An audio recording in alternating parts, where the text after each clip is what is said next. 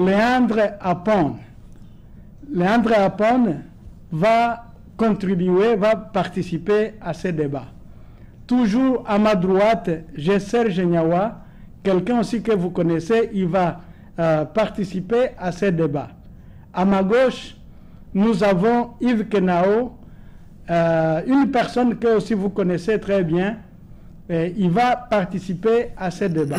Et nous aurons aussi un intervenant qui sera sur Skype, qui va intervenir, et son nom c'est Aruna. Donc, à tour de rôle, nous allons passer la parole et discuter de ces idées. Et maintenant, je vais me tourner à mes invités pour parler des divorces. On a remarqué, dans la diaspora, il y a beaucoup de divorces qui se font et on se demande pourquoi. Si nous comparons les choses avec là d'où nous sommes venus, nous voyons que ce qui se passe dans la diaspora, c'est un phénomène, ça étonne, ça dérange. Lorsque nous voyons même la sociologie africaine, en comparaison avec ce que nous vivons, nous trouvons qu'il y a un ça ne va pas qui se passe dans la diaspora africaine. Raison pour laquelle nous avons voulu sonner une sonnette d'alarme pour que les gens sachent comment ils vont se comporter, comment ils vont réparer les choses. Maintenant, comme je vous disais tantôt, je vais me retourner à ma droite à un de mes invités pour lui demander son opinion. Je disais que le thème de ce soir, c'est le divorce, un phénomène qui ruine la diaspora africaine. Et je vais commencer par Léandre. Léandre, qu'est-ce que vous en pensez? Merci, Kissango, de me donner cette opportunité de m'exprimer sur ce sujet épineux. Et le divorce, un phénomène qui ruine la diaspora africaine. Oui, vous aviez bien précisé la diaspora africaine. C'est parce que nous avons une culture africaine qui est restée en Afrique. Et quand nous nous sommes déplacés pour arriver en Occident, nous venons découvrir une autre culture carrément différente de la culture africaine. La culture africaine a pour précepte le regroupement, mettre ensemble. Alors que la culture occidentale, c'est chacun pour soi en fait. Donc cette culture, nous sommes rentrés là-dedans et nous sommes obligés donc de nous y faire. Vous allez remarquer qu'en Occident, quand il y a 100 mariages aujourd'hui, attendez-vous à 90% de divorce après un an. Donc c'est dans leur culture, c'est dans leurs habitudes. Et ce n'est pas un phénomène en Occident, c'est plutôt rentrer dans la normalité. C'est une chose qui se fait, puisque ici, on parle de contrat de mariage. Vous rentrez dans un contrat. Et dès que quelqu'un, un des partis, ne respecte plus le contrat, vous demandez de rompre le contrat, tout simplement. Voilà, c'est pour ça qu'on parle de contrat de mariage. Et donc, nous, on ne devrait pas s'étonner de cela. Seulement que, en arrivant ici, la communauté africaine devrait peut-être se demander si je dois me conformer à la culture occidentale ou je vais garder ma culture qui consiste à rester dans le cercle familial, à nous regrouper au sein de la famille. Parce que le problème, c'est la question de la famille. Voilà. Alors qu'en Occident, c'est plus la question de la personne individuelle. Merci. Merci Léandre pour cette intervention. Si je vous suis très bien, c'est comme si vous disiez, nous appartenons à des cultures différentes. En Afrique, où nous, en tant que porteurs de cette culture ici, en Occident, ou même en Afrique, ceux-là qui sont à l'extérieur du pays, c'est comme si nous appartenons à une culture qui est collectiviste, en d'autres termes. Exactement. Bon, mais là où nous venons, en Occident plus spécialement, il y a une culture individuelle. Donc, on parle de contrats. Donc, cette différence de culture nous met déjà en mauvaise position. Parce que ceux-là qui tendent à imiter la culture que nous avons trouvée sur le terrain, ils entrent dans ce concept de contrat. Et ainsi, le mariage est plus ou moins faible, il peut se terminer à n'importe quel moment, si quelqu'un arrive à ne pas respecter les contrats. C'est ce que vous avez dit, c'est ce que nous comprenons. Maintenant, je voudrais aller à ma gauche demander Yves Kenao, qu'est-ce que vous pensez de cela? Merci, Monsieur Kusengo. Votre sujet, le divorce, phénomène qui ronge la diaspora africaine, c'est un sujet qui est lié à beaucoup d'aspects. Il y a l'aspect sociologique et puis il y a l'aspect, je dirais, l'aspect économique. Bon, si on peut mettre dans l'aspect sociologique, on peut aussi mettre dans l'aspect économique. Mais tout ce que je peux dire, c'est qu'à un moment donné, lorsque l'Africain arrive en Occident, il y a surtout ce phénomène sociologique qui est de croire que la culture occidentale est la meilleure. C'est un phénomène de complexe d'infériorité et qui fait que d'emblée, lorsque l'Africain arrive à l'Occident, il change fondamentalement. Et lorsqu'il change fondamentalement, il se fait qu'il rompt avec son intérieur profond. Monsieur Kisongo, vous comprenez ce que je dis? Et quand il rompt avec son intérieur profond, ça voudrait dire que le reste, ce n'est qu'une coquille vide. C'est ça qu'il exprime en d'autres termes par la différence de culture. Mais, disons que cette vie communautaire que nous avons en Afrique, elle est surtout basée sur cet aspect de partager la chose, qui est une chose commune. Par exemple, si vous, Kusongo, en Afrique, vous avez $1, c'est que dans votre consentement, dans votre tête, vous allez, d'une manière ou d'une autre, partager ce dollar-là avec quelqu'un. Sans savoir qui. Mais vous savez qu'il y aura quelqu'un avec qui vous allez. Et donc, vous vous êtes préparé psychologiquement à ne pas manger le dollar là vous seul. Vous comprenez? Maintenant, alors que lorsque nous arrivons ici, c'est que nous pensons que les gens disent que c'est moi. Hein? Ce moi-là qui est haïssant, il est tellement poussé que nous tous nous pensons que bon, la vie occidentale, c'est moi. Et surtout, n'oubliez pas que la vie occidentale engage des dépenses énormes. Et lorsque ces dépenses-là rentrent en jeu, ça fait qu'on n'a plus les moyens de s'occuper des autres.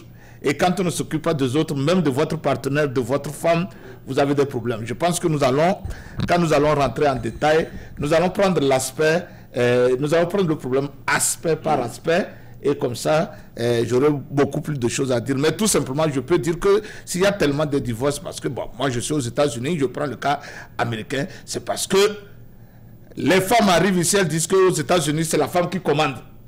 C'est la femme qui a le pouvoir. Et donc, elles oublient leur rôle, plus ou moins, de femme. Et les hommes aussi disent qu'en Afrique, aux États-Unis, c'est 50-50. Donc, l'homme aussi voudrait que la femme participe au même moment, au même niveau que lui dans les dépenses de la maison et tout ça là. Ça crée des problèmes. Bon, on va aller dans les détails. Merci. Peut-être nous allons aborder cet aspect après, parce que tu évoques déjà un problème du fonctionnement même du mariage. Ouais. Et si je peux prendre un recul, je comprends que vous avez rejoint Léandre. C'est dire que lorsque nous arrivons ici en Occident, comme nous sommes aux États-Unis, nous pouvons parler des États-Unis, nous comprenons que notre culture est inférieure, alors il faut adopter la culture des autres, Et quand nous adoptons cette culture des autres, maintenant, ça devient un problème et parfois, ça nous conduit à des divorces. Donc, nous sommes en train de perdre notre propre culture en ce qui concerne les mariages. Oui. Et maintenant, nous entrons dans la culture de Blancs, la culture des Américains, la culture de ceux-là que nous trouvons sur le terrain, sans comprendre à quoi cette culture va nous amener. Et de temps en temps, nous subissons les conséquences. Et finalement, l'une des conséquences, c'est les divorces. L'une des conséquences, c'est les divorces. Je voudrais me tourner un peu à notre ami Serge. Serge, qu'est-ce que tu en penses de tout cela, de tout ce qui a été dit et du mariage africain lorsque nous sommes ici aux États-Unis? Merci. Merci encore une fois de plus, Kisongo, de m'avoir invité sur ce plateau pour essayer de débattre d'un problème que nous pensons être le plus crucial. Monsieur Kisongo, avant de divorcer, il faudrait qu'on se marie d'abord. On ne s'est pas marié et maintenant on parle de divorce. Je sais que vous avez été un peu pressé, mais pour qu'on puisse être dans l'arène même de ce débat, on a commencé déjà le divorce. Il faut vraiment réussir à définir d'abord le divorce, M. Kisongo. Qu'est-ce que c'est qu'un divorce? Allez-y, allez-y. Qu'est-ce que c'est qu'un divorce? Quand vous êtes... D'abord, vous avez parlé de ce côté de dire que vous êtes quitté chez vous et vous venez dans un autre domaine, dans une autre circonscription à l'extérieur, et vous êtes obligé d'apprendre la culture. C'est-à-dire, on vous dit, c'est notre culture que vous devez apprendre, c'est le melting pot, bien sûr. Donc, pour revenir à cette définition, c'est que vous arrivez et vous croisez une personne. Est-ce que vous vous sentez de vous marier à cette personne? Est-ce que vous vous êtes calculé avant de vous marier à cette personne? Qu'est-ce qui vous pousse à vous marier à cette personne? Parce que si vous ne vous sentez pas dans votre peau, bien vous croisez une personne, parce que nous venons ici de manière diverse, nous ne venons pas ensemble, mais quand on vient, il y a beaucoup d'Africains. Donc dans ces Africains aussi, il y a beaucoup de cultures qu'il faut aussi respecter. Vous croisez quelqu'un d'autre, vous vous jetez dedans pour dire que nous nous marions.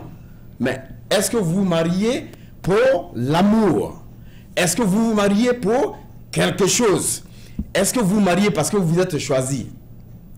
Donc, si vous ne vous comprenez pas et qu'il y a quand même des différences qui vont exister, l'autre dit qu'il est un peu totalement décousu vis-à-vis de ce que son partenaire lui reproche et finalement, vous allez divorcer.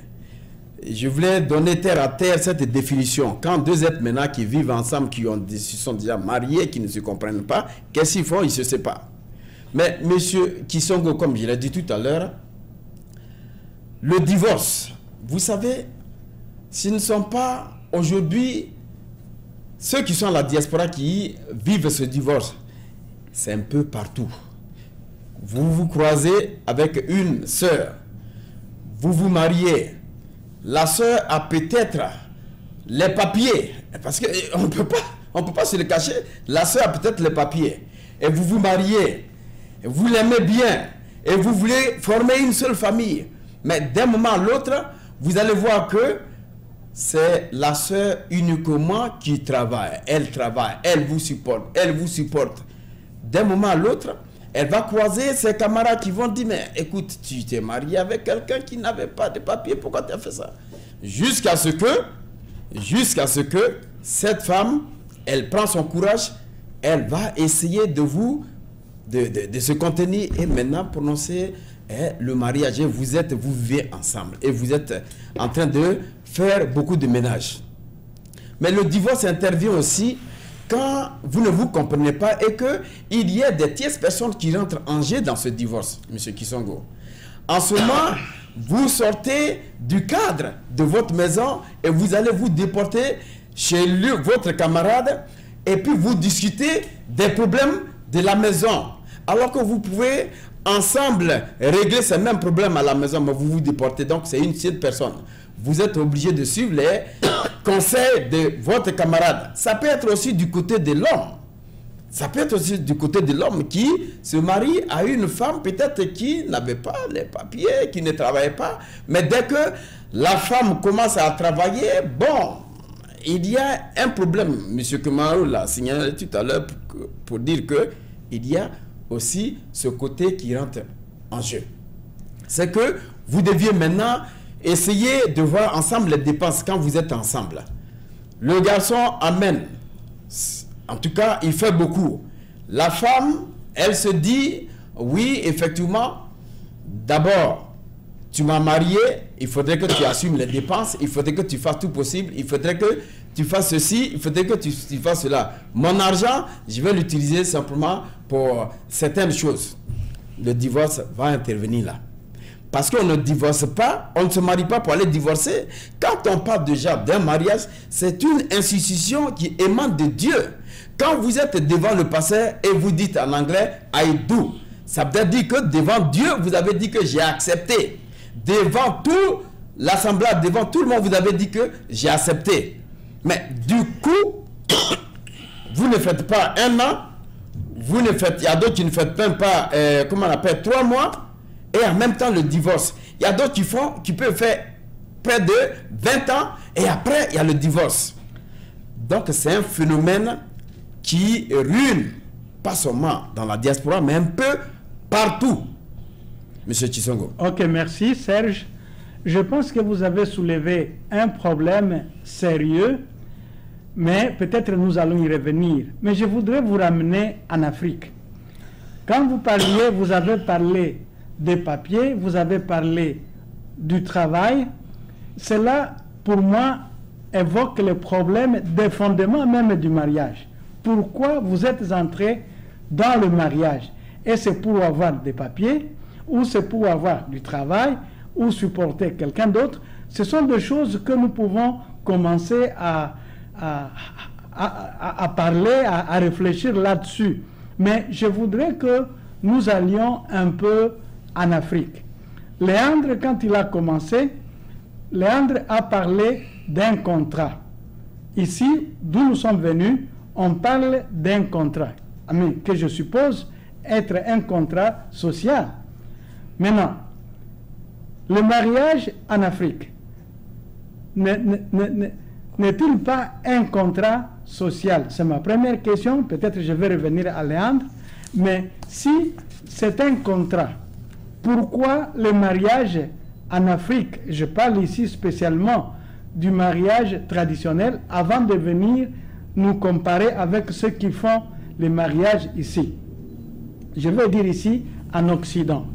Bon, si aussi en Afrique, le mariage, c'est un contrat, qu'est-ce qui fait que le mariage en Afrique perdure dans le temps que ce que nous voyons ici? Comment ça se fait? Comment ça se passe? Merci, Kisongo, pour cette question pertinente. Je crois qu'en Afrique, je vais dire qu'il y a 3 types de mariage. En Afrique, il y a le mariage... en Afrique, il y a un seul type de mariage. C'est le mariage traditionnel. C'est avec le christianisme que nous avons également le mariage religieux. Et avec la colonisation qui a mené d'autres institutions en Afrique, et nous parlons donc du mariage civil. Donc il y a ces 3 types de mariage-là. Et en Afrique, quand tu te maries à un homme ou à une femme, c'est que tu te maries à la famille de l'homme ou de la femme. Voilà. Donc ce qui fait que vous n'êtes plus seul. Le mariage est une institution, ce mariage devient une institution sacrée, intangible en fait. C'est-à-dire que une fois que vous êtes marié traditionnellement, par les coutumes, on vous confie d'abord aux 2 familles et on vous confie aux mâles des ancêtres. C'est pour ça chez nous, par exemple, qu'en fait le mariage traditionnel, on verse de la boisson par terre. On vous confie aux mâles des ancêtres et on vous confie aux 2 familles. Donc ça devient un mariage d'une famille à une famille. Donc c'est 2 familles qui se réunissent en fait à travers vous 2. Ce qui fait que quand il y a un problème dans le couple, c'est les 2 familles qui se mettent ensemble pour régler le problème. Ce qui fait que les mariages perdurent en Afrique. Même s'il y a des problèmes dans le couple, les familles interviennent toujours pour calmer la situation. Et ils sont en quelque sorte nos soutiens. Quand il y a un problème, la femme peut aller directement chez la tante du mari, ou le mari peut aller chez la grande sœur de la femme, ainsi de suite. Et les problèmes se règlent au fur et à mesure.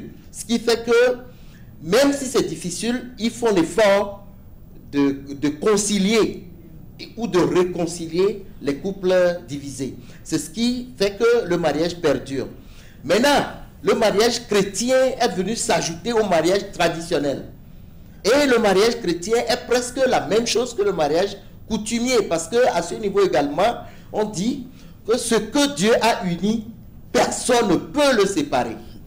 L'Africain qui était déjà profondément ancré dans ce mariage coutumier et qui vient rencontrer également le mariage religieux, le renforce plutôt dans cette démarche-là d'union.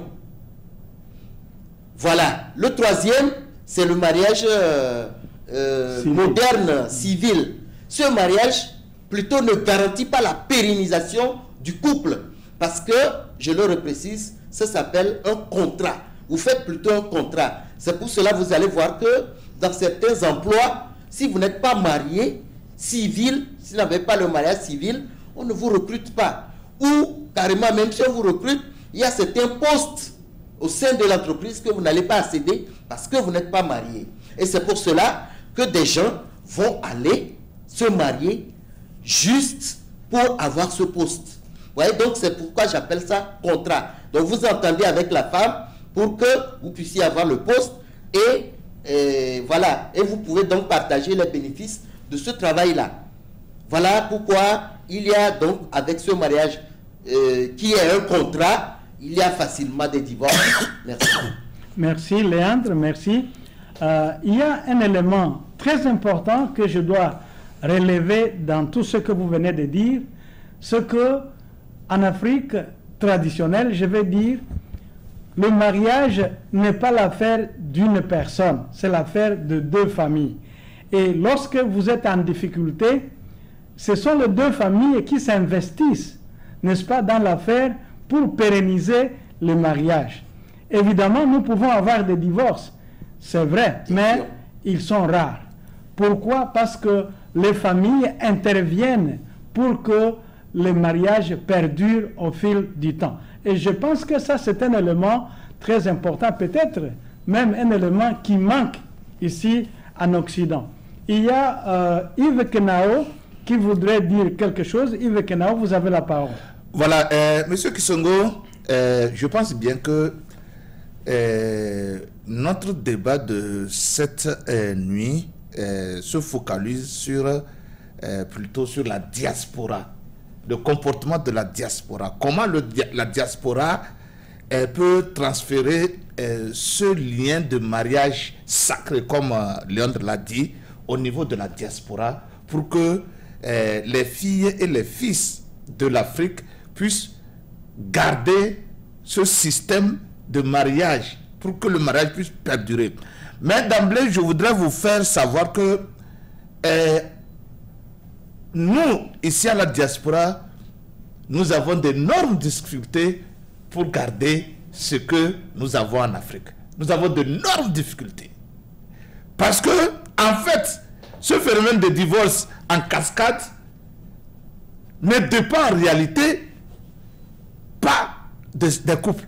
Quand vous posez réellement le problème, la question au couple, beaucoup n'arrivent pas à vous expliquer pourquoi ils sont arrivés au niveau du divorce. Parce que, très rapidement, je vais vous citer quelques cas parmi lesquels il y a divorce ici au plus. D'abord, c'est le choix des partenaires, ici à la diaspora. Monsieur Niawa l'a dit, certains le font pour les papiers, d'autres pour des circonstances. Monsieur Léandre l'a dit. Il y a le fait que la femme américaine ait une ascendance au sein de la famille. Ça fait que les femmes africaines qui sont arrivées ici pensent que c'est la révolution, c'est l'émancipation. 3, les hommes africains de la diaspora n'arrivent pas non plus à jouer leur rôle de père de famille, leur rôle d'époux. Parce que en Afrique, quand un homme épouse une femme, il est l'homme de la maison, le maître de la maison, il prend les choses en charge. Donc, et si vous voyez, tout ça là, corroboré par nos billes, cell phone, patati patata, ça fait que nous arrivons à un niveau où l'homme ne pourra plus donner à manger suffisamment, à subvenir aux besoins de la famille. Et au même moment, il exige de sa femme, comme s'il était en Afrique, qu'elle lui donne tous les droits liés au mariage. Je veux dire, la nuit, elle vient du travail, elle travaille matin, midi, soir comme lui, et il vient, il reste devant la télévision, et il attend que la même dame qui vient, qui a fait 8 heures ou 16 heures comme lui, aille à la cuisine, et quand elle finit fatiguée, la nuit dans le lit, il se lève encore.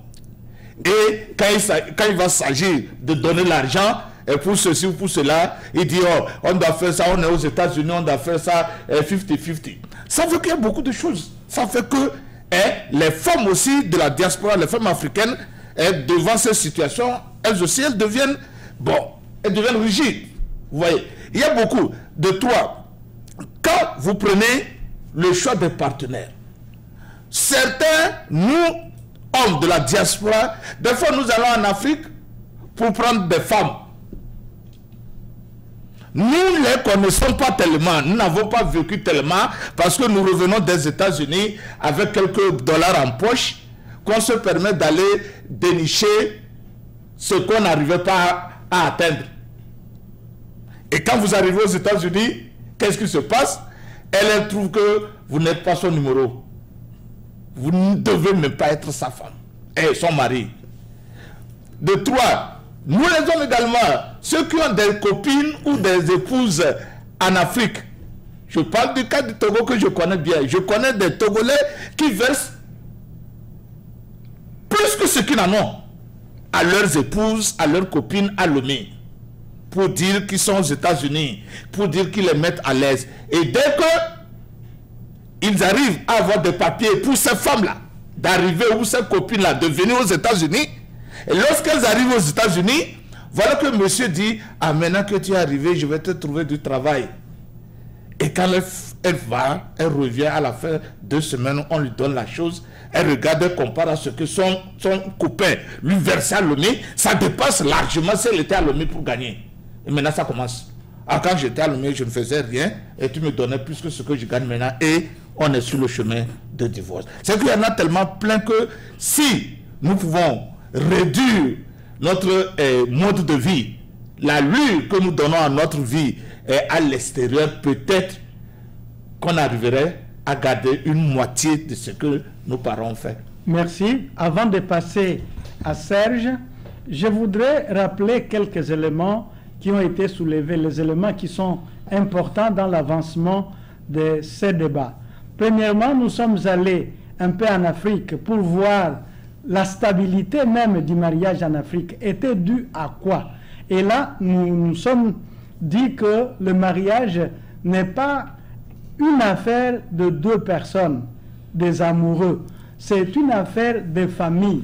Donc, chaque famille s'investit pour faire perdurer le mariage dans le temps. Mais lorsque nous sommes venus ici aux États-Unis ou en Occident, nous trouvons qu'il y a des éléments qui sont très différents de ce que nous connaissions en Afrique. Premièrement, nous avons cette notion de contrat, qui est un contrat entre 2 individus qui s'aiment. Ce n'est plus les familles, mais c'est plutôt les individus qui s'aiment et qui entrent en contrat. Et ils peuvent mettre fin à ces contrats à n'importe quel moment. Ça dépend de l'humeur d'un des époux ou épouses, et ça va se casser comme cela.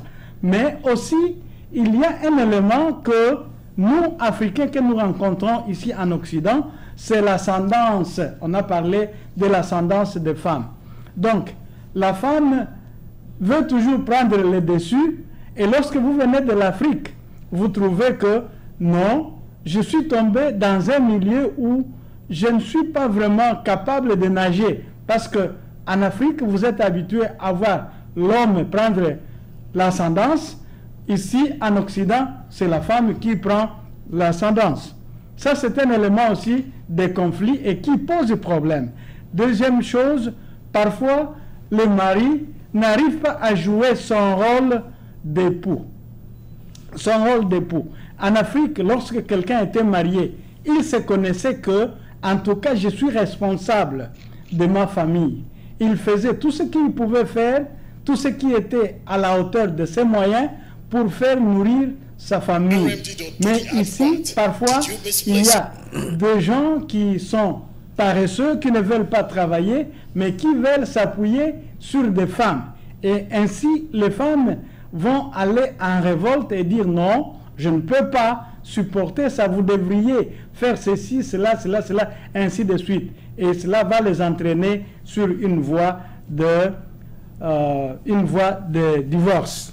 Et puis aussi, il y a un problème de culture. Nous disons que nous sommes en train d'imiter une culture qui n'est pas nôtre. Et parce que nous sommes sur un terrain glissant, alors il y a des divorces qui s'annoncent en masse.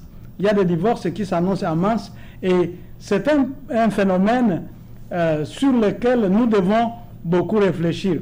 Faut-il continuer avec cet élan, où il faut commencer à réfléchir et à voir comment nous pouvons recadrer nos mariages.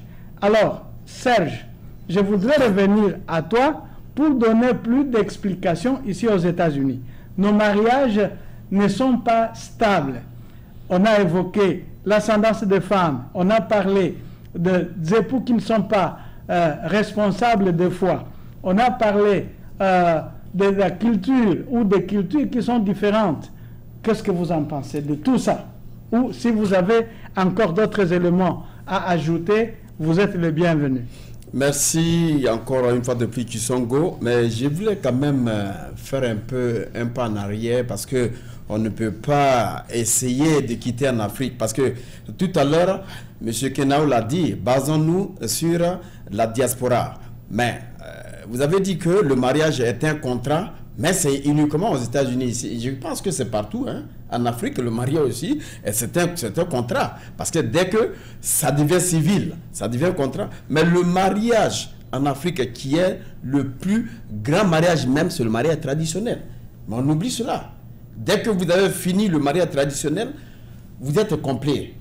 Vous allez seulement à l'église pour pouvoir mettre les bagues et puis ça suffit là. Mais revenons à la diaspora, M. Kisongo. La diaspora aujourd'hui, j'ai dit M. Kisongo, lorsque vous mettez les pieds soit aux États-Unis, vous êtes en train de vous chercher.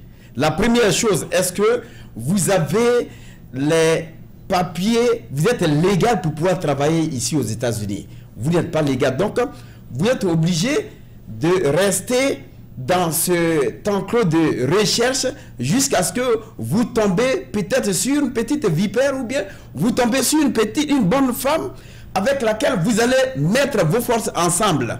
Mais c'est cette femme aujourd'hui qui va coordonner les choses. Vous vous mariez par exemple, tu as les papiers, tu travailles M. Kisongo. Mais le salaire, sinon l'argent qui arrive est totalement contrôlé. Imagine que tu as des enfants de l'autre côté en Afrique. Tu vas leur expédier de l'argent, tu vas essayer de faire ceci, mais ton paycheck maintenant va être contrôlé désormais pour payer tout ce qui est à la maison. Mais le problème n'est pas là, M. Kisongo. Le problème aujourd'hui de ce divorce, il y a un problème qui est le plus crucial, le problème sexuel, le problème d'argent, le problème du fait qu'aujourd'hui, les couples ne se comprennent plus. Je prends un exemple. J'étais avec un ami qu'on appelle Jérôme. J'ai dit que dans le milieu libérien, les gens dépensent près de 14 000 $, 28 000 $ pour se marier. Mais quand ils finissent de se marier, il y a un divorce. Parce que les gens ne se sont pas compris. Parce que les gens, le mari veut faire quelque chose de l'autre côté qui ne va pas dans la droiture avec cette femme. Les deux vont se combiner, ils ne vont pas se comprendre et ils vont divorcer. Maintenant, M. Kisongo, puisque ça se passe ainsi, quand vous arrivez aujourd'hui à vous marier par exemple, dites-vous que vous êtes marié à une personne que vous avez aimé, à une personne avec laquelle vous allez continuer votre vie. Parce que vous ne vous mariez pas le lendemain pour pouvoir divorcer, parce que vous avez une petite femme derrière, de l'autre côté, en Afrique, que vous voulez faire venir. Parce que vous allez faire venir encore cette femme. Vous ne connaissez pas réellement ce qu'elle va vous montrer. Donc quand vous vous mariez ici, il faudrait que ça soit juste. Monsieur Kisongo, on ne s'arrête pas là. Mais il y a un problème encore. Qui nous marie ici, ce sont les pasteurs, monsieur Kisongo. Ces mêmes pasteurs vont essayer de rentrer dans le milieu pour peut-être régler les problèmes, bien ne pas régler les problèmes.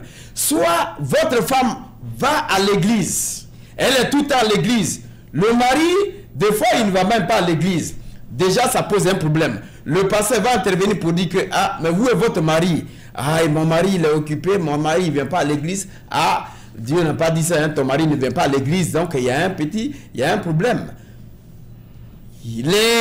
La femme va essayer de suivre le pasteur jusqu'à ce qu'aujourd'hui, la femme dit à son mari, bon, si tu ne veux pas venir à l'église, en tout cas, vraiment, c'est fini. Jusqu'à ce que le même pasteur qui est venu dire à la femme que, en tout cas, vraiment, ton mari ne veut pas à l'église, c'est ce même pasteur qui va passer derrière pour dire, ah, j'avais vu ce mariage et puis je voulais que vous êtes mariés, mais cet homme-là ne te convenait pas. Mais le pasteur, peut-être qu'il n'avait même pas de femme aussi, mais puisqu'il aime cette femme, il va commencer petit à petit à amadouer cette femme-là. Et du coup, le pasteur va dire à la femme, bon, il va te marier. La femme de son côté, elle va venir maintenant à la maison, elle va bouder, le mari parle, ses oreilles là, ça y est, de l'autre côté là-bas. Le mari parle, la femme n'écoute plus. Finalement, la femme va dire à son mari, je ne peux plus, je veux divorcer parce que tu ne vas pas à l'église, tout ce que je dis, c'est contraire, et la femme divorce. Quand elle va divorcer, qui va prendre cette femme? C'est le même pasteur qui est passé derrière qui va prendre cette femme. Mais ce qui sont que ce que je suis en train de dire, c'est de la réalité, ça se passe ici. Il y a un pasteur qui a fait la même chose et qui s'est levé, qui allait dans un autre pays pour aller déposer la dot. Aujourd'hui, le pasteur s'est marié à cette femme. Ok, merci. Il y a encore un autre truc, M. Kisongo. Vous êtes avec votre femme, peut-être que vous ne vous comprenez plus. Par exemple, vous voulez de vous marier, vous êtes ensemble. Dès que le téléphone, ça dit que le téléphone de la femme là, c'est le téléphone aussi du mari. Oui, le téléphone du mari, c'est le téléphone de la femme. Mais on va prendre la femme, elle va aller dans la douche et puis elle va prendre le téléphone. Allô, chérie, comment ça va? Ah, c'est comme ça. Le mari vient taper à la fois, dit, mais chérie, tu viens là. Mais pourquoi tu ne restes pas dans le salon pour pouvoir parler? Elle vient dans le salon, la femme, la personne parle. Allô, chérie, bon d'accord, je t'aime. Et c'est comme ça, la femme va dire me too. Moi aussi.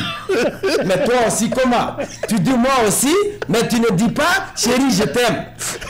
Ça dit que tout est totalement mélangé. Le pasteur passe ici, il y a d'autres personnes qui passent ici, tout est mélangé. Donc, M. Kisongo, les pasteurs aussi sont à la base de ce qui se passe. Ok, merci beaucoup. Merci beaucoup. Nous avons un invité aussi qui est sur Skype, mais avant de le prendre, je voudrais apporter ici un peu de précision. Nous ne sommes pas là pour accuser une classe de personnes, par exemple les pasteurs et les autres, parce que ce qui se fait avec les pasteurs peut se faire aussi avec d'autres personnes qui ne sont pas pasteurs. Évidemment, nous déplorons cette attitude de ces pasteurs qui sont accusés dans des pratiques pareilles. Mais il faut retenir des choses très capitales que vous avez dites. La première, vous avez parlé de manque de collaboration entre le mari et la femme. Et c'est ce qui peut même faire qu'il y ait des divorces. S'il n'y a pas une bonne collaboration, d'autres personnes peuvent s'intercaler entre, je vais dire tout simplement s'intercaler, et puis causer des dégâts dans le mariage. Vous avez parlé du problème des sexualités. Ça, c'est très important. Ici, ici où nous sommes venus, il y a la sexualité qui est en plein air, alors qu'en Afrique, cette sexualité n'est pas en plein air. Elle se pratique, mais d'une façon un peu cachée. Mais ici, c'est à ciel ouvert.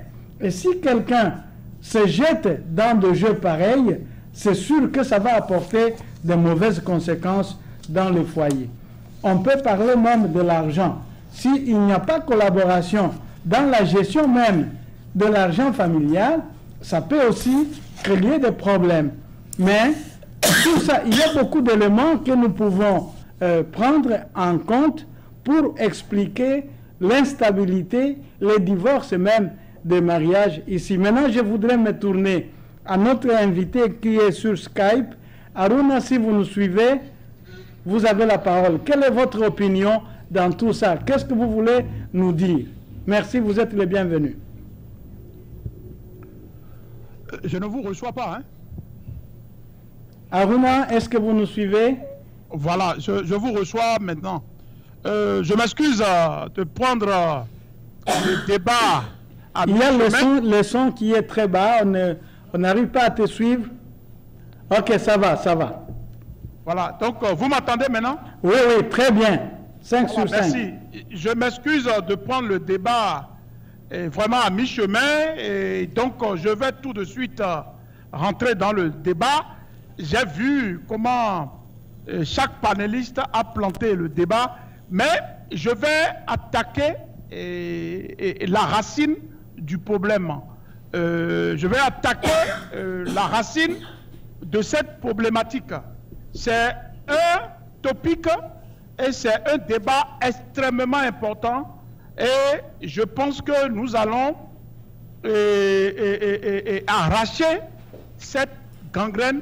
Nous allons éradiquer ce cancer qui crée vraiment des ravages au niveau, de la communauté africaine, de la diaspora africaine et aux États-Unis. Quel est le problème? Vous avez dit déjà beaucoup de choses, mais le vrai problème de ce fléau, c'est qu'il faut seulement regarder les autres nationalités.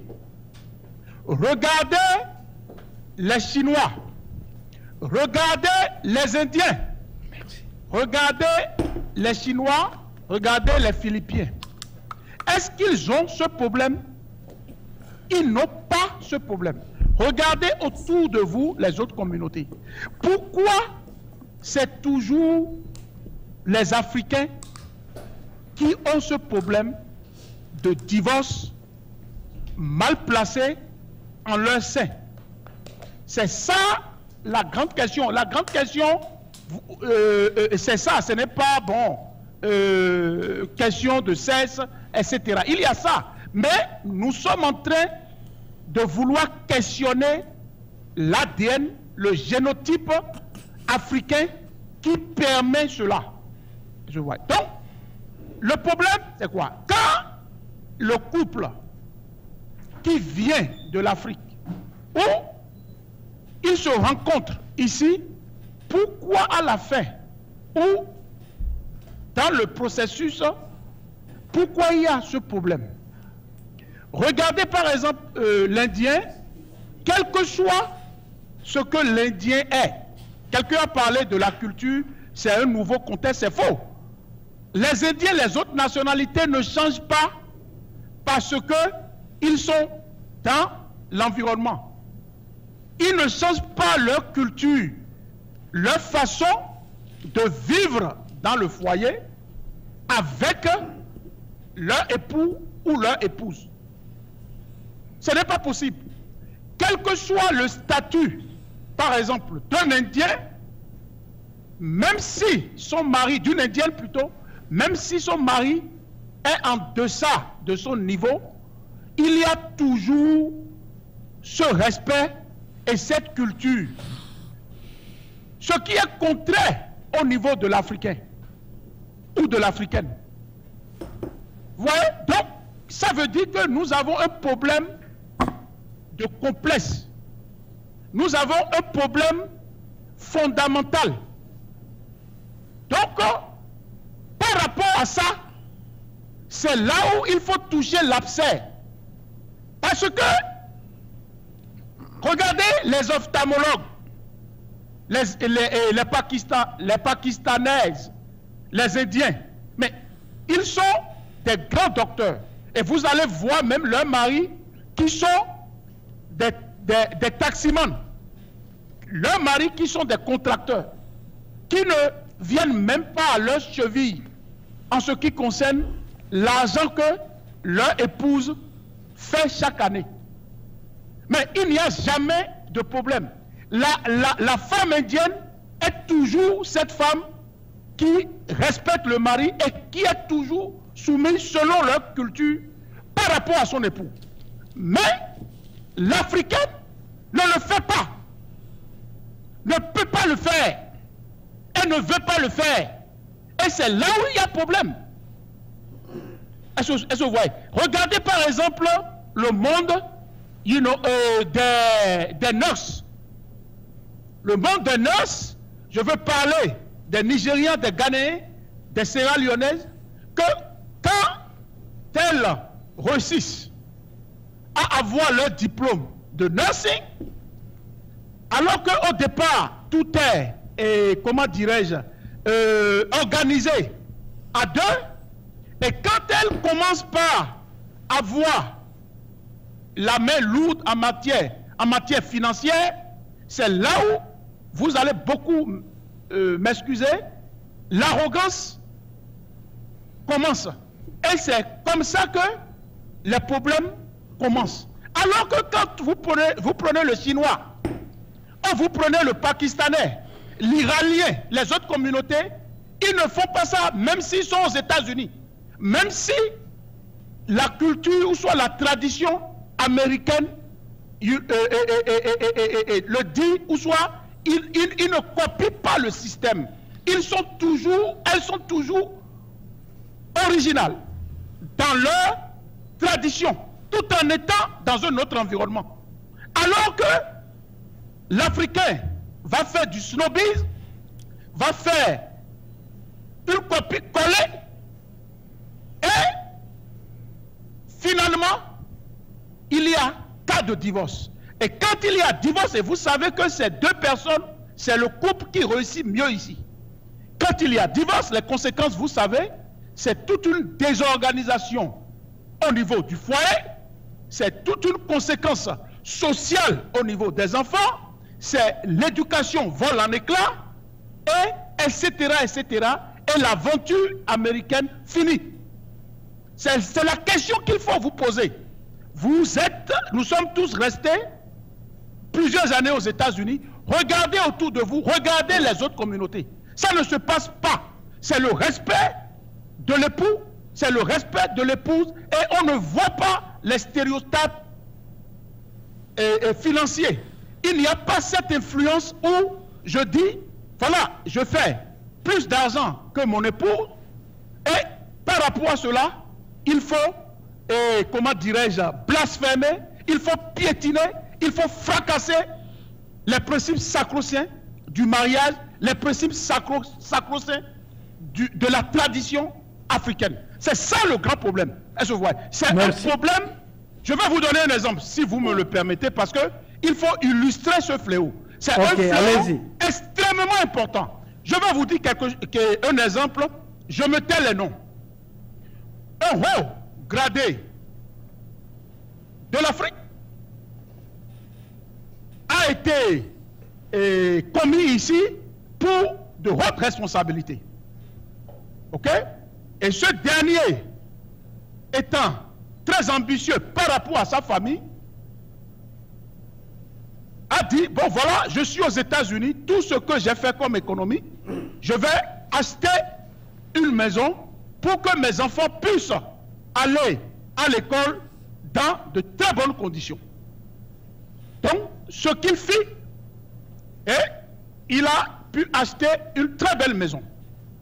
Ses 3 enfants, sa femme, il a dit, ma femme, occupe-toi des enfants, je ne veux pas que tu travailles, ce que je fais, c'est déjà assez bien, donc nous allons tout faire pour que les enfants puissent réussir.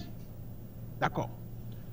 Maintenant, ce qui s'est passé, il a fallu que le frère de la femme vienne dans le foyer, et quand ce dernier est arrivé dans le foyer, ce dernier a commencé par fouiller les documents de son beau-frère.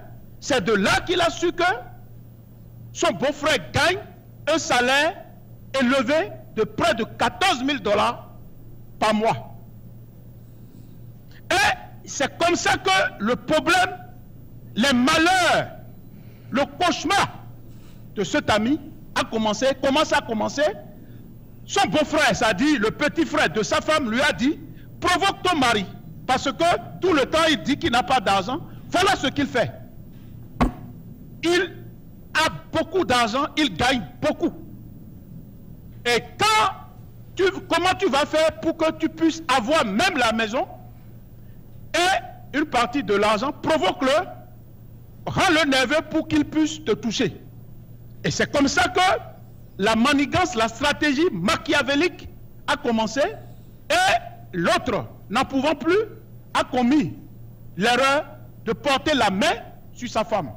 Tout de suite, ce dernier a appelé 911, et vous savez, et les gens l'ont menotté, et c'est comme ça que ce dernier est allé en prison. Donc, la guerre juridique au niveau des avocats ont commencé, et avec des procédures sur procédures, c'est comme ça que ce dernier a finalement perdu sa maison, et dans le même temps, le beau-frère a pris sa voiture pour conduire jusqu'à Atlanta, quand il était en prison. Ok? Et c'est comme ça que l'État fédéral l'a sommé de payer ce qu'on appelle la garde des enfants, qu'elle supporte.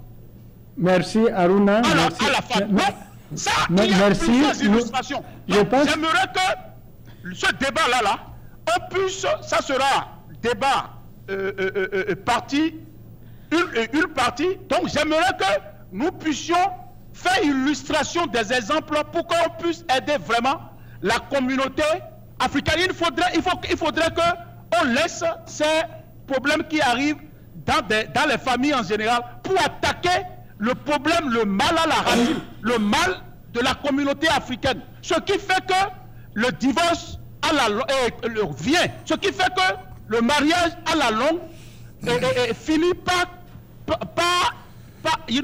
où les couples finissent par se laisser, alors que cela ne se passe pas comme ça dans les autres communautés. Donc le problème, c'est au niveau des Africains.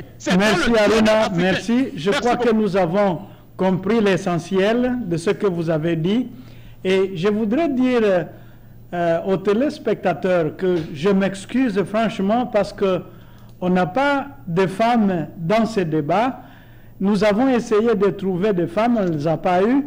Mais de toute façon, je peux promettre que dans le deuxième numéro de ce débat, c'est sûr que nous aurons des femmes qui pourront aussi parler de leur part, reprocher aussi les hommes de ce qu'elles voient. Donc, je voudrais rappeler à nos téléspectateurs que Aruna vient de porter tous les problèmes au problème de la culture. Problème de la culture.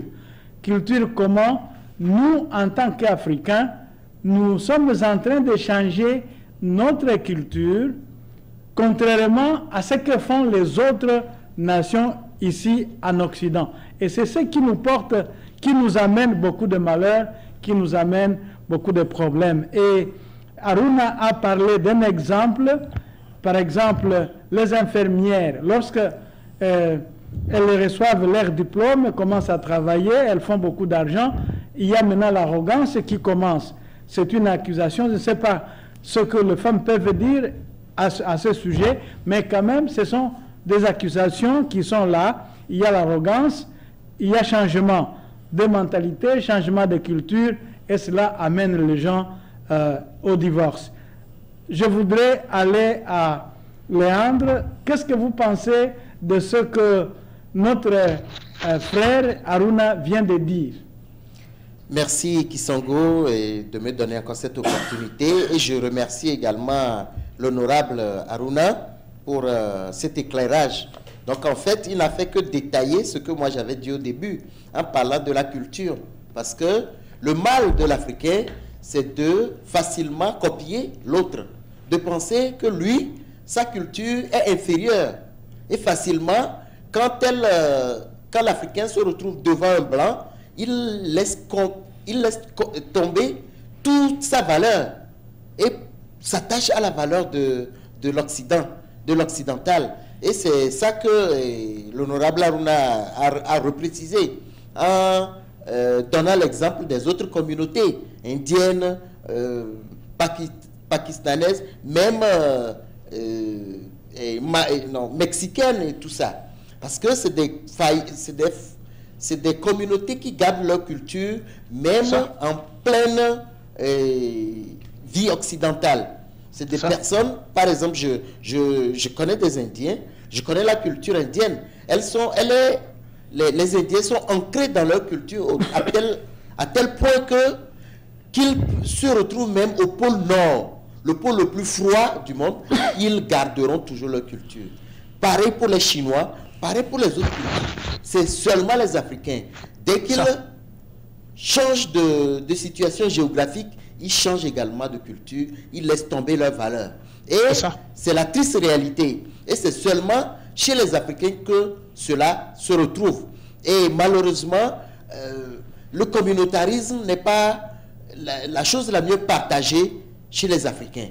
Vous allez voir, par exemple, il y a des projets, des programmes aux États-Unis que les autres cultures bénéficient. Les Chinois sont bien organisés ici, les Indiens sont très bien organisés ici, les Mexicains, que nous appelons les Spanish, sont très bien organisés ici, en communauté, et bénéficient même des programmes de l'État, ou de l'État. Et les Africains sont dispersés, disloqués, divisés. Quand ils se retrouvent, c'est pour parler mal de l'autre. C'est pour dire que l'autre, c'est la chaussure qu'il a portée aujourd'hui, pour parler de la tenue vestimentaire, pour parler de la coiffure, ainsi de suite, pour parler de ce qu'ils ont mangé aujourd'hui. Voilà, c'est ça le malheur de l'Africain. Alors que les autres communautés, comme l'a dit Aruna, c'est des gens qui sont toujours restés compacts entre eux et qui s'entraident et se soutiennent entre eux. Voilà la triste réalité. Donc, parlant donc du divorce, alors, dès que nous arrivons en Occident, parce que nous ne maîtrisons pas la culture occidentale, on tombe les deux pieds joints là-dedans, et voilà, on se rend compte que nous ne sommes pas, nous ne rentrons pas dans la moule de la culture occidentale, et voilà les dislocations. L'honorable Aruna cité également les problèmes d'arrogance, de prédominance. Et ici, ce n'est pas que c'est la femme qui prédomine, non, mais c'est qu'il y a égalité de chance. C'est ça ce qu'il faut préciser. C'est qu'il y a égalité de chance entre l'homme et la femme. C'est-à-dire que la femme peut être le chef de la famille, tout comme l'homme peut être le chef de la famille. C'est ça. Ce n'est pas que c'est la femme qui est toujours au-dessus, non, mais c'est qu'il y a égalité de chance pour l'homme et la femme. C'est pour cela que quand vous venez souvent aux États-Unis à deux, il y a des fiches à remplir, on vous demande qui est le chef de famille. Voilà. Ce n'est pas qu'on dit que c'est la femme qui doit être le chef de famille, non. Mais on pose la question, qui est le chef de famille? Et donc, si c'est la femme qui est la chef de la famille, chez les Occidentaux, c'est normal. Mais chez nous, quand c'est la femme qui dit qu'elle est la chef de la famille, voilà que la situation change. L'homme n'accepte pas que ce soit la femme qui gère le foyer, le couple, et il y a des problèmes à ce niveau. Ou, quand c'est la femme qui gagne plus d'argent que l'homme, il y a également problème, ainsi de suite. Il y a le problème de sexualité qu'il faut également évoquer, peut-être dans le prochain numéro, parce que ça aussi, ça ajoute aux autres problèmes. Ça vient s'ajouter aux autres problèmes. Mais il y a également le problème d'amour fondamental. Est-ce qu'on s'aime vraiment? Parce que si on s'aime vraiment, quelle que soit la situation, l'amour peut éponger ou peut régler les petits problèmes. Mais quand finalement il n'y a même pas l'amour dans le couple, c'est fini. La dislocation est très facile. Le divorce est très facile. Et parce que au-delà, il y a le miroitage des avantages dans le divorce. Parce qu'il y a ce qu'on appelle le child support et il y a d'autres avantages pour la femme. Donc le divorce est très facile quand on voit que on jauge entre ce que l'homme lui donne et ce qu'elle va gagner après le divorce. Donc il y a tout ça aussi qui rentre en jeu. Ce qui fait que le divorce est très facile. Donc je crois qu'au prochain numéro, il faudrait donc qu'on identifie les vrais problèmes et qu'on puisse agir sur ces problèmes-là. Merci. Merci Aruna, merci Aruna. Merci Léandre. Nous avons suivi ce que l'honorable Aruna a parlé. Lui, il a ramené tous les problèmes à la culture et je pense au début, comme vous venez de le souligner, on a parlé aussi de cette culture. Nous sommes en train de perdre notre culture lorsque nous arrivons ici en Occident. Et donc, le problème, il faut le reconnaître, il est très complexe. Lorsque nous parlons de la culture, nous pouvons aussi nous demander si forcément notre culture est bonne dans tous ses aspects. C'est aussi un autre problème. Mais, comme nous disons que nous aurons un autre numéro, je crois que nous allons essayer d'aborder tous ces problèmes-là. Et comme le temps passe, nous devons évoluer.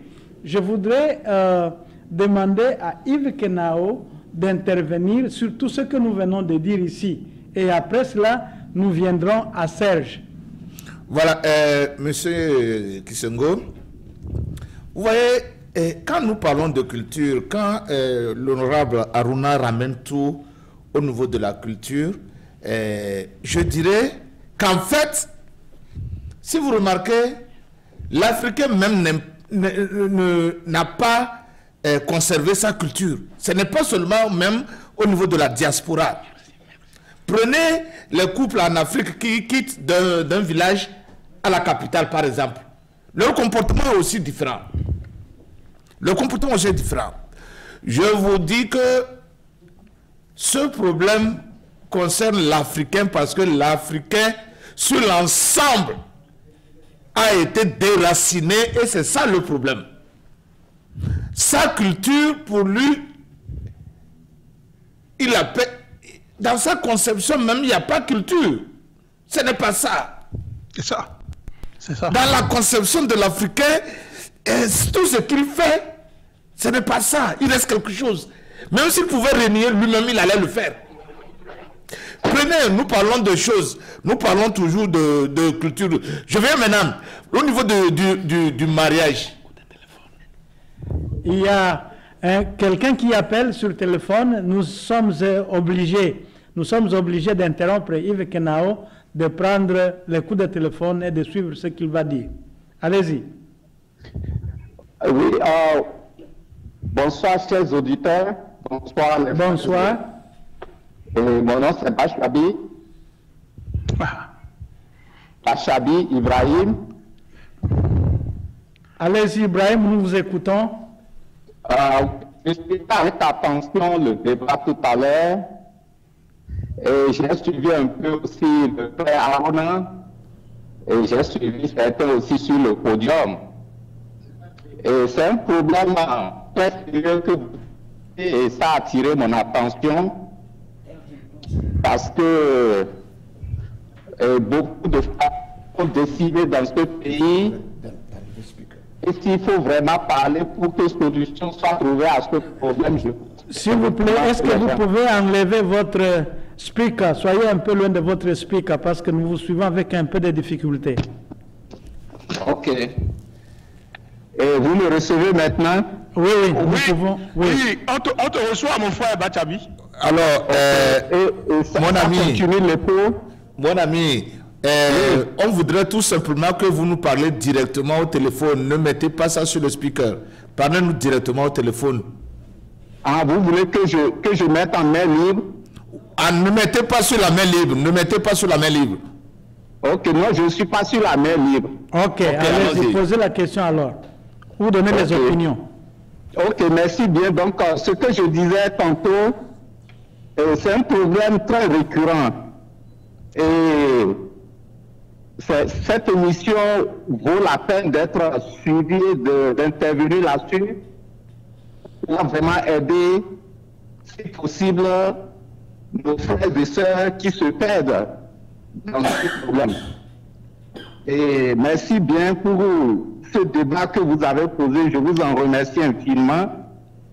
Et nous souhaiterions que beaucoup de gens puissent suivre, n'est-ce pas, pour être élucidés de tout ce qu'il y a à faire pour ne plus tomber dans les mêmes problèmes. C'est ça, c'est ça. Merci. Donc, honnêtement, le problème a plusieurs racines. Moi, je vais d'abord commencer par l'ambition de nos femmes, comme l'a souligné Aruna. Alors, les gens viennent dans ce pays et avec les conseillers ou les conseillères à côté, leur donnent juste leur point de vue de la vie et comment s'enrichir. Et peu importe ce que ça peut coûter à leur famille, l'essentiel qu'ils s'enrichissent. Donc, quand elles tombent comme ça dans les bras des hommes qui ont les moyens, on parle tout de suite, on pense tout de suite au child support. Donc, ça veut dire concrètement quoi? L'assistance aux enfants issus de cette famille que la loi permet aux femmes ici de pouvoir en avoir, de prendre. Donc, tu vois là, ce qui se passe un peu, l'homme a déjà tout investi. Moi, je connais un Béninois et qui a perdu tout. Et vraiment, il est même rentré dans le surménage. Donc, vraiment, c'est difficile. Et que les femmes se mettent un peu au bas de l'échelle et comprennent que c'est d'abord le foyer, comprennent que c'est l'amour qui les unit. Donc, qui prend tous ces moyens pour amener une femme ici, l'aide à trouver les papiers qu'il faut.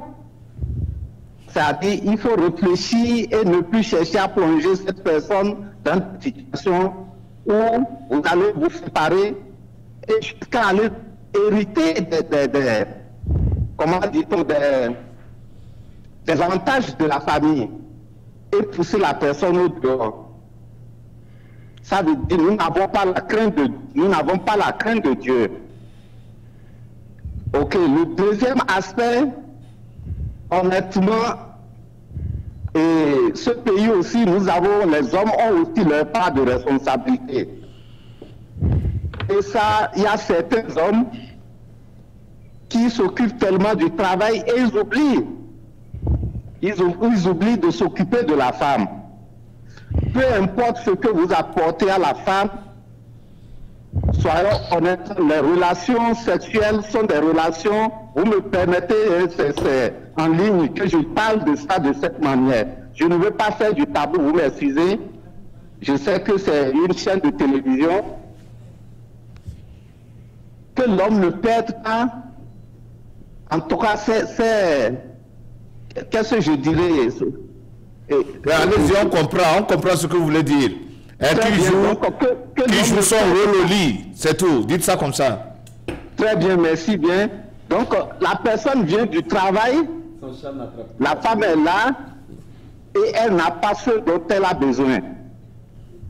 La femme peut-être le touche, et quelques minutes déjà, il s'endort sous l'effet de la fatigue. Alors que c'est un besoin physiologique, elle en a besoin. Donc ça continue, finalement, la dame, si par mégarde elle sortait et elle rencontrait quelqu'un qui la satisfait très bien, mais ça veut dire que déjà elle commence par lever la tête dedans. Donc voilà encore un aspect qui est là. Donc moi, je souhaiterais vraiment que nous comprenions que au même moment où les femmes ont leur tort, les hommes aussi, nous devons comprendre que nous avons nos droits, nos devoirs, sur lesquels nous ne pouvons pas fléchir. Donc on doit être debout et vraiment s'occuper d'elles. Merci. Donc Merci. voilà ce que je pouvais vous dire. Merci pour cette remarque qui est très pertinente d'ailleurs. Il y a les femmes qui ont parfois de mauvaises conseillères ou conseillers. Donc je peux dire tout simplement de l'influence extérieure qui entre Absolument. dans le foyer. Oui, Et un peu tout à plus fait. aussi, nous les hommes, nous n'arrivons pas à bien nous comporter dans le foyer pour satisfaire nos épouses et ça devient tout un problème. Et je pense au début, un de mes invités a parlé de la sexualité aussi, un aspect que tu viens d'épingler. Merci beaucoup pour cela. Et nous pensons qu'au deuxième numéro, comme nous venons de le dire, nous allons attaquer un peu tous ces problèmes et surtout, nous allons aussi chercher à avoir l'opinion des femmes si nous en aurons dans le débat. Je peux promettre que nous allons faire un effort pour trouver des femmes qui peuvent parler au nom des femmes. Serge, vous avez la parole. Je n'ai pas fini. Oh, non, non, non. Je m'excuse. Avant de passer à Serge, il y a Yves Kenao qui avait la parole. Voilà. Maintenant, nous voulons revenir à Yves Kenao pour terminer sa pensée. Merci Continuez. beaucoup. Ok, vous savez, donc, ce problème de divorce en cascade dans la diaspora africaine ici est un problème très sérieux et il est lié à beaucoup de facteurs.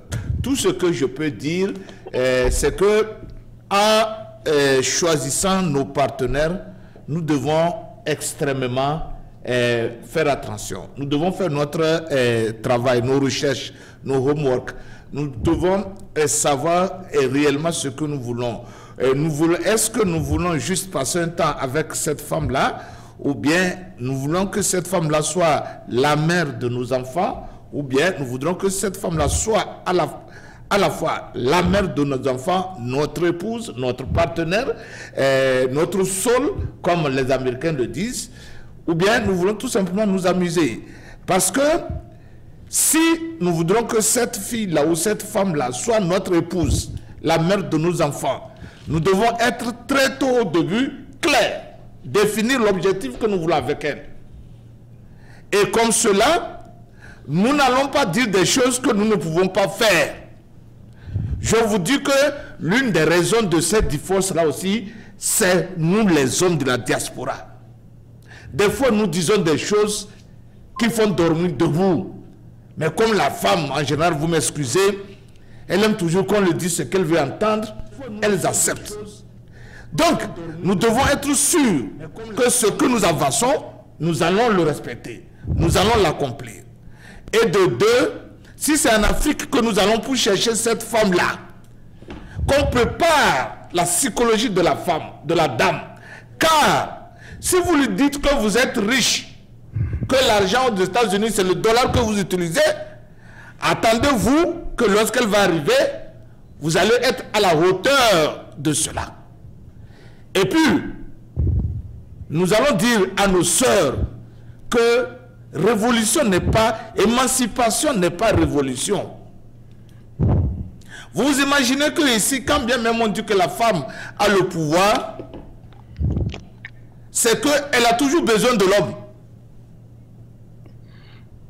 Dans ce divorce-là, quand vous remarquez les enfants qui ne réussissent pas, on vous dira qu'ils sont élevés par une seule personne, la maman, qu'il faut la présence masculine. Or, notre richesse, nous les parents, notre patrimoine, c'est quoi? Ce sont ces enfants-là. C'est eux qui nous feront revivre à travers nos noms qu'ils portent. Alors, que nos soeurs aussi comprennent qu'elles ont des droits, mais qu'elles ne les exagèrent pas. J'ai toujours dit, si vous, hommes africains, ici aux États-Unis, vous voulez partager tout financièrement avec votre épouse, attendez-vous aussi qu'au lit, qu'elle partage 50-50 avec vous. Vous jouez votre rôle de père de famille, elle joue son rôle d'épouse dans la société américaine. Tous les couples que je connais qui font ça n'ont pas de problème. Mais que quelqu'un ne cherche pas à tricher l'autre et que l'autre se voit lésé. Bon, je comprends, quand vous prenez nos sœurs qui sont au niveau des salons de tresse, il y a beaucoup de Togolais qui vous diront, ne laissez pas votre femme aller rester dans un salon de tresse, que c'est là qu'elles ont de mauvais conseils. Et il y a un phénomène, nous avons parlé, il y a un phénomène que nous n'avons pas cité aux États-Unis ici. La plupart des divorces trouvent leur source aussi au niveau de quoi? De tax return. Aux États-Unis, c'est après le mois de février jusqu'à mars, c'est là qu'il y a des querelles dans les foyers. Oh oui, vous avez pris l'argent et comme vous avez reçu. Bon, pour ceux qui vivent aux États-Unis comprennent de quoi il s'agit. Alors que ces histoires de tax return aussi, c'est, vous restez ensemble, vous voyez combien, si vous avez 2 enfants, partagez les enfants. La femme prend un, l'homme prend l'autre. Si vous avez 4, partagez 2-2. Et ensemble, vous revenez, vous voyez combien vous avez fait. S'il vous plaît, l'avenir de nous-mêmes et de notre culture et de l'Afrique dépend de ces enfants-là que nous avons. Alors qu'on ne me dise pas que le mariage c'est entre moi et ma femme, le mariage c'est quoi. Le mariage, qu'il soit chose, c'est un acte sacré. Nous devons le respecter et nous devons faire tout pour que nous réussissions. Merci, merci Yves Kenao.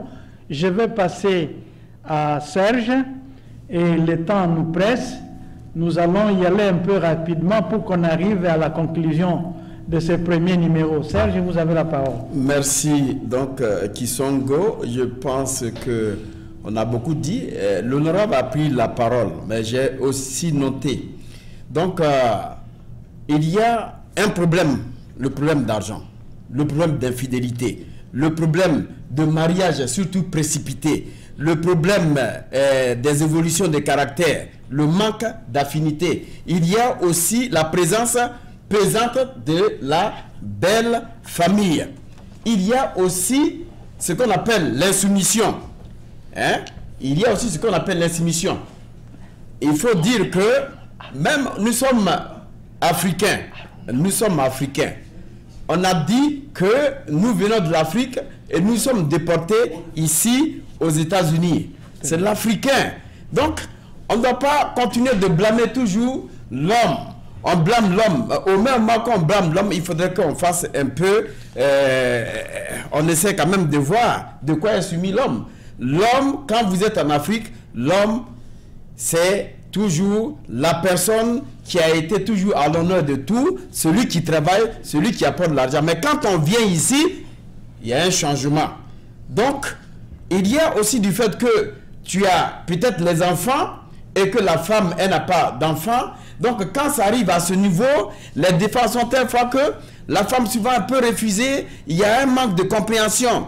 Mais tout à l'heure, M. Harouna a parlé de la culture indienne et les Africains, Pakistan.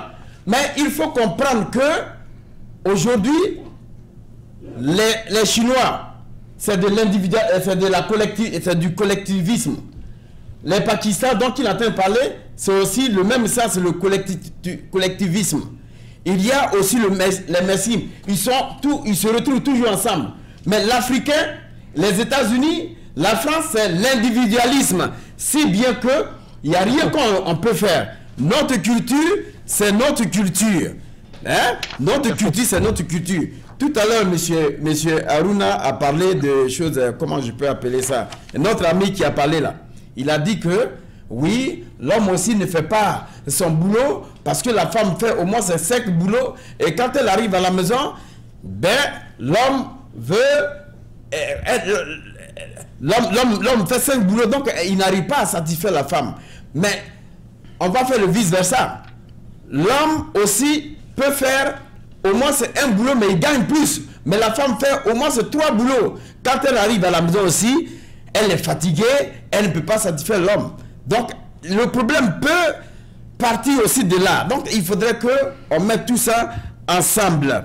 Monsieur Kisongo, je pense que le problème des divorces, c'est un problème qui est beaucoup épiné et il va falloir qu'on arrive à savoir pourquoi aujourd'hui on divorce. Pourquoi l'Africain est ceci? Pourquoi l'Afrique, c'est la culture. Il n'y a rien qu'on peut faire, on respecte cette culture. Si vous allez en Afrique pour dire que je me marie avec une femme, vous avez étudié les tenants et aboutissants pour amener cette femme ici, comme l'a dit M. Kenao. Il faut travailler, en tout cas il faut dire à la femme que voilà comment ça se présente ici aux États-Unis. Nous souffrons, c'est pas dire qu'on a beaucoup d'argent, mais nous souffrons. Et cette souffrance fait qu'on n'arrive pas à faire certaines choses. Donc M. Kisongo, c'est un débat qui est ouvert à tous. Il fallait qu'on ait une femme ici pour qu'on puisse aussi accueillir de ces idées, parce que nous discutons prochainement, il va falloir qu'on amène une femme ici, M. Aruna. Donc pour résumer, si le problème des divorces, on parle de problème d'argent, il faudrait qu'on arrive à le régler entre l'homme et la femme. Le mariage qui est très précipité, il arrive qu'on fasse ce choix, il arrive que ce mariage ne soit pas profité, et s'il y a des violences, il faudrait qu'on les règle. S'il y a aussi l'évolution des caractères, c'est-à-dire le manque de respect surtout, ça joue. Le manque de respect, le manque même si on est ici aux États-Unis. Merci, merci Serge. Nous voulons maintenant passer au mot de la fin de nos invités. Et je voudrais avoir en ligne encore l'honorable Aruna. Quel est votre mot de la fin du débat d'aujourd'hui avant que je conclue donc le débat? C'est dommage que j'ai le mot de la fin parce que il y a trop d'ingrédients. Et mon mot de la fin, oui, le mot de la fin sera de dire à mon cher ami Senyawa pour lui dire que non, je m'inscris en faux. Quand il dit que l'Africain a comment dirais-je, est habitué à un rythme, à une vie individualiste, c'est faux. C'est très faux. Ça là, il ne faut même pas... Mais, comment l'Africain, c'est la communauté, non? Il ne faut pas voir parce que nous avons été colonisés par la France, mais l'originalité de l'Africain, c'est quoi? Ce n'est pas la communauté. Ça, c'est très important. Donc, notre culture, la culture africaine, s'apparente beaucoup plus à la culture pakistanaise, indienne, etc., etc. Donc, le problème revient à la culture. Ça, c'est très important. Donc, il ne faudrait pas dire sur ce plateau que parce que l'Afrique a, comment dirais-je, a un mode de vie individualiste, donc on ne peut pas faire comme les autres communautés. C'est faux. Ça, je m'inscris en faux, avec véhémence. Donc, le problème ici, ce que nous sommes en train de dire, si nous donnons une explication simpliste à ce débat, nous n'allons pas œuvrer pour corriger cette gangrène-là au niveau de notre communauté. Ce que nous sommes en train de dire, c'est très simple. Le problème de sexe, c'est-à-dire c'est une généralité et une particularité. La généralité, on sait qu'il y a tout foyer a des problèmes et qu'il y a problème de sexe, fatigue, etc. Nous ne parlons pas de ça. Nous parlons du fait que pourquoi ce problème-là existe au niveau de l'Afrique. C'est ça qu'il faut attaquer. Et je suis d'accord avec certains points de vue. Donc, je dis encore la culture et ce que je dis est une certaine. Par exemple, vous prenez une bonne, vous allez beaucoup m'excuser. Et c'est la même boy, est-ce que vous voyez, de l'Afrique. Vous venez et la bonne qui a la villageoise, vous allez beaucoup m'excuser par respect aux villageois, mais je suis quand même, et je dois illustrer par rapport à ça. La personne vient, une personne qui n'a jamais été à l'école, et vous la faites venir parce que vous l'aimez. Et vous mettez cette personne dans un environnement. Et cette personne qui a déjà la culture enfouie d'être discipliné par rapport à nos mœurs et qui ne peut jamais réagir de cette façon si vous étiez en Afrique. Mais une fois venu ici, cette personne change. Cette personne change plus que même la personne qui a un doctorat ou qui a plusieurs doctorats. Et vous êtes surpris. Est-ce que c'est de ça que nous sommes en train de parler? Alors que si vous voyez des communautés comme les Indiens, les Pakistanais, qui aussi viennent des villages, mais qui n'ont jamais mis cette culture, cette valeur en arrière-plan pour désobéir et pour piétiner et fracasser leur époux. C'est ça la question. Et c'est de ça qu'il faut attaquer. Si nous voulons nous attaquer au général, nous allons ignorer le débat. Parce que le général est applicable à tout foyer. Que cela soit blanc, que cela soit noir, que cela soit africain. Mais nous, c'est un problème récurrent et qui nous tue. Et qui tue le foyer. Et pourquoi ça tue le foyer? Parce que c'est un nouvel environnement. Et il y a d'autres facteurs exogènes dont, si vous voulez, la famille, etc. Donc, mais le problème que nous vivons, que vous allez à Chicago, que vous allez à Washington DC, que vous allez à Atlanta, que cette culture soit, cette communauté soit guinéenne, sénégalaise, béninoise, togolaise, sierra-léonaise, c'est toujours le problème. Ça quitte toujours sur un non-sens où on bafoue toutes les valeurs parce que nous sommes dans un environnement. Et je précise pour finir que le fait que nous sommes dans un environnement ne doit pas changer notre génotype. Ça peut changer notre phénotype, c'est-à-dire l'aspect extérieur. Nous pouvons aujourd'hui, il fait froid, je peux m'habiller contre le froid. Mais ça ne peut pas en aucun cas changer notre intérieur. Et notre intérieur, c'est ce que nous avons apporté de l'Afrique. Et ça, c'est ça qui fait la différence entre les autres cultures. Et c'est pour ça que l'Africain, on est en train de se perdre. On n'a pas une originalité. Et c'est ça le problème. Alors que c'est ça qui fait une communauté. C'est ça qui fait les Chinois. C'est ça qui fait les Indiens. C'est ça qui fait... Merci l'honorable. Si vous pouvez vous résumer, c'est parce que nous sommes en train de parler du mot de la fin. Ce débat, et j'invite tous les Africains à venir écouter, participer à ce débat sur Tempo Afrique. Et c'est une nouvelle innovation que nous sommes en train de faire sur Tempo Afrique. Oui. Donc, tous les dimanches ou tous les mardis, venez très nombreux pour écouter ce débat. Parce que de ce débat va dépendre l'avenir et la cohésion des Africains aux États-Unis. Je vous remercie. Merci. Songo, merci. On ne doit pas laisser ce débat comme ça. Moi, j'ai parlé de l'individualisme. Quand vous rentrez dans les archives, l'Africain, il est individuel. Et le collectivisme, j'ai attribué ça aux Chinois. Quand il fait ses recherches, il va le savoir. Mais ce n'est pas parce que cela est attribué qu'on va forcément dire que, bon, d'accord, c'est ça, donc voilà ce que je dois faire. Non, je ne dis pas ça, il m'a mal compris. L'Africain, c'est le moi. Je vais faire ça, c'est le jeu. Je. Mais au moment où tu fais je. Mais la femme aussi, de l'autre côté, elle n'est pas de l'esclavage. C'est-à-dire que c'est une culture. Mettons ensemble cette culture-là pour qu'on puisse évoluer. Nous allons y revenir. Mais je ne dis pas que... Je dis, quand on rentre dans les recherches, tu vas voir que l'individualisme est attribué aux Africains. Et l'individualisme aussi est attribué à la France. Le collectivisme, c'est les Chinois, les Mexicains. Vous les voyez, ils étudient ensemble, ils se retrouvent ensemble.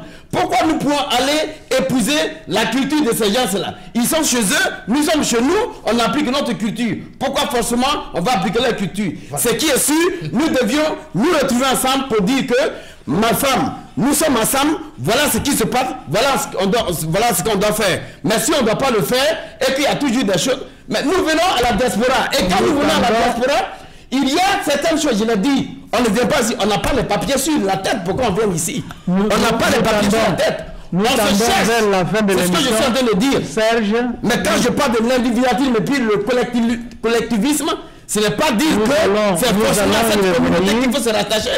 Nous allons y revenir, mais je voudrais que tu donnes ton mot de la fin. Merci parce que le sujet est très intense et nous allons savoir comment aborder d'autres aspects que nous n'avons pas abordés dans ce premier numéro. Parce que aujourd'hui, c'était comme le popcorn. Vous savez, nous allons continuer prochainement. Merci donc, M. Kisongo. Je crois que c'est un débat. C'est un débat parmi tant d'autres parce que moi, je l'ai dit, je ne viens pas souvent sur un plateau pour quand même dire certaines choses qui sont censées. Je viens pour apporter quand même une contribution, une pierre à l'édifice. Donc, quand je parle de collectivisme, je sais de quoi je parle. De l'individualisme, je sais de quoi je parle. Mais ce n'est pas parce que l'Africain a cet aspect-là que forcément nous allons perdre nos cultures. Effectivement, quand on vient ici, c'est le mettre une porte, on laisse nos cultures. Il y a d'autres personnes qui disent qu'on laisse nos cultures pour avoir d'autres cultures. Non. Il faudrait que tu n'oublies pas que tu viens de l'Afrique. Donc, ensemble, pour ne plus qu'il y ait des divorces, il faudrait que nous arrivons réellement à faire un choix. Il va falloir que la femme que vous êtes en train de marier, vous n'allez pas divorcer. Ça dit que c'est une personne que vous avez trouvée, vous allez vous comprendre. Elle n'est pas esclave. Elle n'est pas là réellement pour être soumise à tout moment. Il faudrait qu'ensemble, vous dites chérie, on va aller ici, voilà ce qu'on doit faire, les dépenses là. Vous allez essayer de les amoindrir. Si elle a des enfants qui ne t'appartiennent pas, si elle a des enfants qui ne t'appartiennent pas, ou bien tes enfants ne leur appartiennent pas, il faudrait qu'on arrive à faire la part des choses, monsieur. Merci beaucoup. Merci encore une fois de plus de m'avoir invité. Merci beaucoup pour le mot de la fin. Et je voudrais passer à Yves Kenao pour son mot de la fin aussi avant que je ne concluse l'émission. Voilà, merci beaucoup, M. Kisongo, pour l'invitation. Le débat, il a été houleux. Heureusement que nous nous sommes entendus. Bien. Merci beaucoup et surtout merci pour le thème choisi. Tout ce que je peux dire, c'est que tout le problème qui se pose, ce n'est rien d'autre que la suite logique de l'aliénation complète et totale de l'Africain. Vous comprenez? Si c'est que l'Africain n'était pas aliéné, l'Africain saurait qu'il a une culture. L'Africain saurait comment conserver sa culture. Mais le fait qu'il soit totalement et systématiquement, ça fait que pour certains, lorsque nous arrivons à l'étranger, surtout en Occident, c'est de copier ce qui existe là. C'est d'être à la mode, c'est ça. C'est d'être à la mode. Et c'est là que aujourd'hui, je suis tellement content que M. Haruna revienne à la raison et qu'il parle, qu'il découvre que l'Africain a perdu sa culture au niveau du mariage. Ce n'est rien d'autre que la généralisation du phénomène divorce que l'Africain ou du phénomène mariage que l'Africain suit. Ce n'est rien d'autre que la suite logique de la mondialisation du mariage. Parce qu'arrivé ici, l'Africaine ou l'Africain a trouvé que le mariage n'était pas aussi sacré comme il est dans sa coutume, dans sa culture. C'est ça. Donc, en un mot, je demanderai aux Africains de la diaspora de penser 1000 fois avant de s'engager dans le mariage. Car une fois marié, on doit faire un effort à nos niveaux, chacun à son niveau, de respecter ses engagements afin que le mariage puisse durer pour le bonheur des enfants. C'est tout. Merci Yves Kenao. Je voudrais encore rappeler à nos téléspectateurs que vous êtes branchés sur Tempo Afrique TV dans l'émission Afrique et Développement, réflexion et discussion des idées. Aujourd'hui, nous avons eu un sujet, un thème très important, un thème qui a été intitulé les divorces, un phénomène qui ruine la diaspora africaine. Et le sujet est très complexe, de sorte que on ne peut pas l'épuiser en quelques 2 heures ou en quelques 3 heures. Et pour cette raison, nous nous sommes proposés de débattre le sujet selon les aspects. Aujourd'hui, c'était comme une introduction. Et dans cette introduction, il y a beaucoup de choses qui sont arrivées dans les interventions. Mais comme conclusion, nous avons le fait que, premièrement, nous aurons à débattre ces sujets en 6 thèmes. Nous allons parler prochainement de la culture qui a été soulignée comme le nœud du problème. Et après cela, on va parler aussi de la sexualité même dans le couple. On continuera à parler de l'aspect économique. On parlera aussi de child support ou cet aspect économique aussi. Et enfin, on parlera de la communication dans les foyers. Aujourd'hui, c'était tout simplement une introduction. Mais, comme conclusion, nous pouvons aussi dire que, avant toute chose, pour éviter les divorces, il faut savoir les fondements même du mariage. Pourquoi je voudrais prendre cette personne en mariage? Et cela peut venir de la femme, tout comme de l'homme. Il faut que le fondement soit un fondement solide. C'est-à-dire, il faut savoir faire un choix de bons partenaires. Et ensuite, comme le débat d'aujourd'hui l'a souligné, il y a un problème de culture qui a été souligné. Et nous allons en parler plus dans les émissions prochaines. Pas seulement cela, il y a un problème d'amour. Il y a aussi un problème de responsabilité. Et enfin, il y a un problème que nous avons appelé aspect économique, un problème de tax return. Ceux-là qui vivent dans les pays occidentaux, ils peuvent comprendre de quoi il s'agit.